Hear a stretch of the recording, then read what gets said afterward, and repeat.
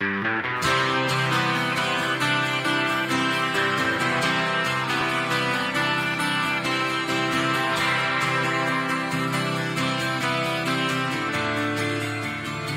התרגשות.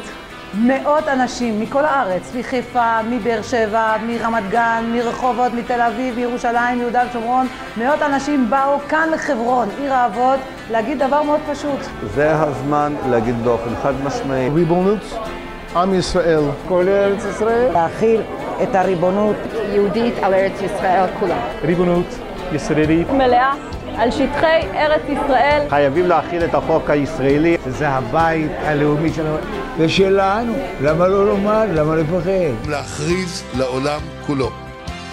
זוהי ארץ ישראל, ואין הכרזה טובה בכך שנחל את החוק הישראלי, וכאן תיקון, לא רק על היישובים, על כל חלקי ארץ ישראל. יש תופעה של הפצת נתונים דמוגרפיים מופרכים שהיא מקור לפסימיות ומורך לב, ויש תופעה של נתונים דמוגרפיים מתועדים וזה מקור לאופטימיות, אבל בראש ובראשונה אופטימיות מונחת מציאות. הבעיה היא לא במשפט. משפטית, כשם שזה היה אפשרי בירושלים, כשם שזה היה ספק אפשרי אבל נעשה ברמת הגולן, כך זה אפשרי בחברון, בבית אל, באלון מורה, בכל מקום אחר. מבחינת ההון האנושי, אנחנו מבזבזים כאן משאב יקר של אנשים שאין להם עבודה, שיעור אבטלה אדיר של העולם השלישי, ומצד שני מדינה שנאבקת במחסור בידיים עובדות. העובדה שהחוק הזה איננו מכשיל, אנחנו מכשילים אותם לחשוב שפעם תהיה פה מדינה פלסטינאית. וזה ממש שאנחנו עושים להם, אבל לא רק לנו. הגיע הזמן לסיים את שיטת הסלאמה, שבהם הפלסטינאים לוקחים ולוקחים, ואנחנו נותנים ונותנים. זה לגיטימי, זה חוקי, זה נכון, זה צודק, זה יהודי.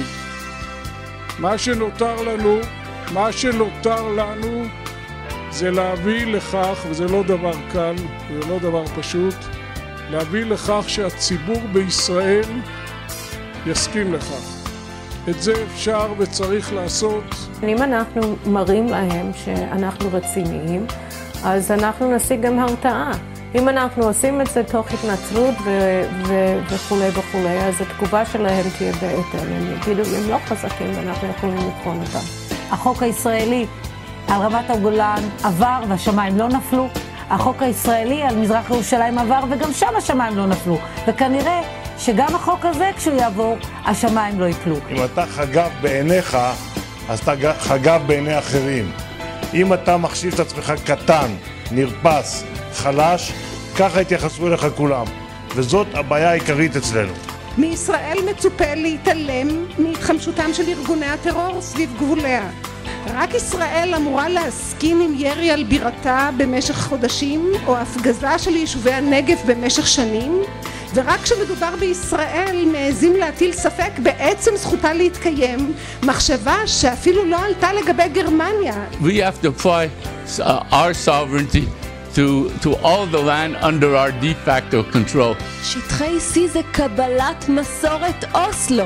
אוסלו אמרו A שלהם, A, B באמצע בתווך ו-C שלנו היהודים. זה לא נכון.